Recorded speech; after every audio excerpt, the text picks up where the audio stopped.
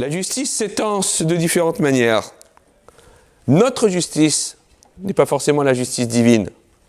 Celle que nous percevons avec notre regard limité n'est pas celle que perçoit le Créateur avec une vision exceptionnelle.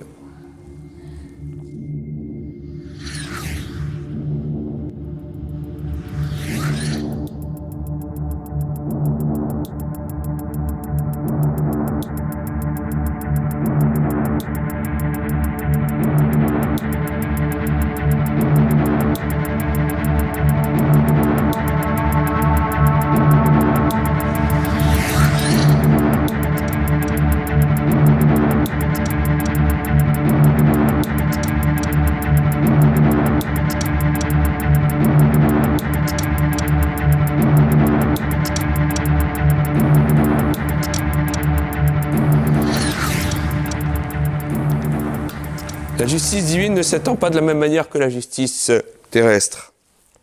D'ailleurs, au moment de l'alliance entre les morceaux, Brit Ben Abetarim, Dieu dit à Abraham, Yadoa teda ki ger yezaracha beret lolahem.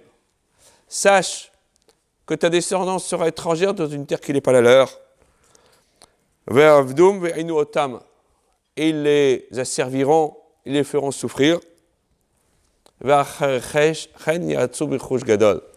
après, ils sortiront avec de grandes richesses. Les commentateurs se sont interrogés, ont cherché à comprendre en quoi cette promesse que Dieu a faite à Abraham était-elle si difficile que cela à accomplir. Si on voit le texte de la Torah, tout paraît aller de couler de source, aller de soi. Mais en réalité, la problématique est bien différente. Les Israélites, les Hébreux, en Égypte, se sont assimilés. Ils n'ont pas fait la Brit Mila, ils ont voulu se fondre dans la population égyptienne. Ils ont été happés par l'Égypte. Et a priori, ils ne méritaient pas d'être délivrés, et à tout le moins de sortir avec les grandes richesses qu'ils avaient eues par le biais de la parole divine. D'ailleurs, ce ne sont pas les Pirkei Avot, les maximes des pères, qui nous disent Kol hamekayem ha-Torah meroni, sofo lekayima me'osher. Ce que l'on traduit naturellement par quiconque accomplit la Torah dans la pauvreté est appelé à l'accomplir dans la richesse. Ça ne veut pas dire qu'il va l'accomplir réellement dans la richesse. Ça veut dire simplement que s'il est capable d'accomplir la Torah dans la pauvreté, il sera aussi capable de l'accomplir dans la richesse. Et c'est ce que Dieu voulait pour les Hébreux en Égypte. Que vous soyez capable d'accomplir la Torah, quelle que soit votre situation physique, matérielle, spirituelle, sociale. Mais le problème qui se pose est le suivant. C'est que Dieu a été obligé d'accorder ses richesses aux enfants d'Israël à cause de la promesse qu'il avait faite à Abraham. Chez l'Oyomar Ototzadik, que ce juste-là ne dise pas. Or, quel est le propre d'Abraham ?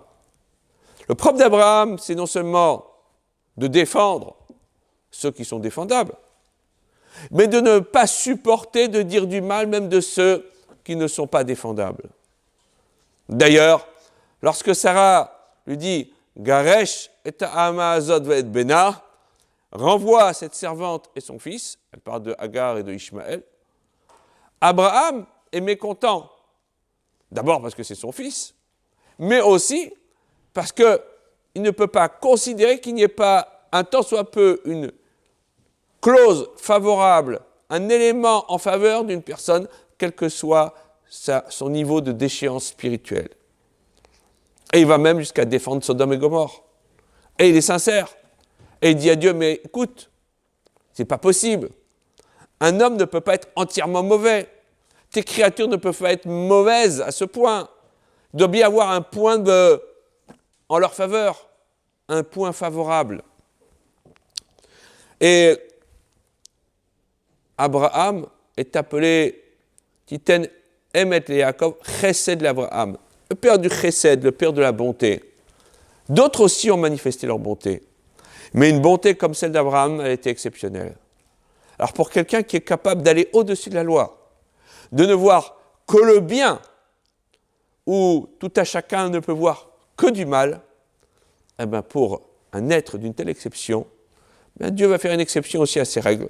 Et pour ses descendants, pour que Otto Tzadik, ce juste d'exception, ne puisse pas dire qu'il a été, à Dieu ne plaise, floué par le Créateur, ou tout au moins que la promesse n'a pas été accomplie, même si la faute en revient essentiellement à ses descendants, eh bien, pour cela, il a accepté que les enfants d'Israël sortent avec de grandes richesses, parce que la justice divine n'est pas la justice commune à toute la création. Shabbat Shalom.